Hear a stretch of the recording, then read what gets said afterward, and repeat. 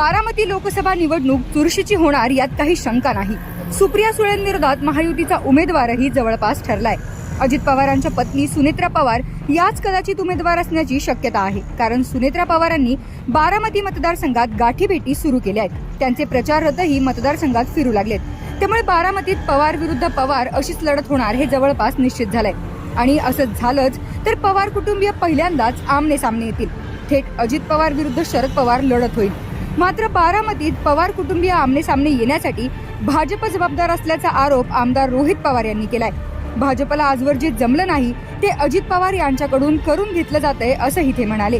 रोहित पवार नेमकं काय म्हणाले पाहूया।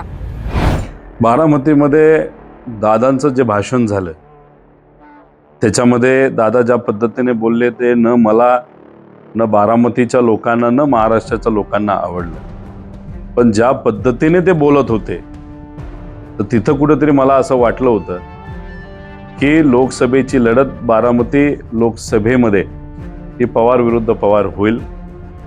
सुप्रियाताई तर पूर्वीपासून तिथं खासदार आहेतच, आता विरोधात खासदार देण्याची जबाबदारी ही भाजपने मुद्दामून अजितदादांवर टाकलेली आहे। जे आजपर्यंत भाजपला जमलं नाही ते दुर्दैवाने आता भाजप कुटुंब आणि पार्टी फोडल्यानंतर करत आहे, ते म्हणजे पवार विरुद्ध पवार।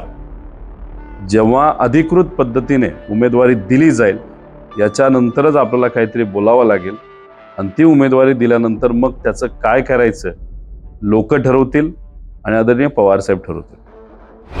खरं तर मागील काही दिवसांपासून अजित पवार आक्रमकपणे बोलताना दिसत आहेत। शरद पवार सुप्रिया सुळे यांच्यावर ते थेट टीका करतात आणि आता तर सुप्रिया सुळेंविरोधात सुनेत्रा पवार निवडणुकीच्या रिंगणात उतरण्याची शक्यता आहे। त्यामुळे आगामी काळात पवार कुटुंबियातील राजकीय संघर्ष आणखीन वाढण्याची चिन्ह आहेत आणि पवार कुटुंबियांमध्ये सुरू झालेल्या या राजकीय कलहाला भाजप कारणीभूत आहे असं रोहित पवारांना वाटतंय। तुम्हालाही असंच वाटतंय का? तुमचं उत्तर आम्हाला कमेंट बॉक्समध्ये नक्की सांगा।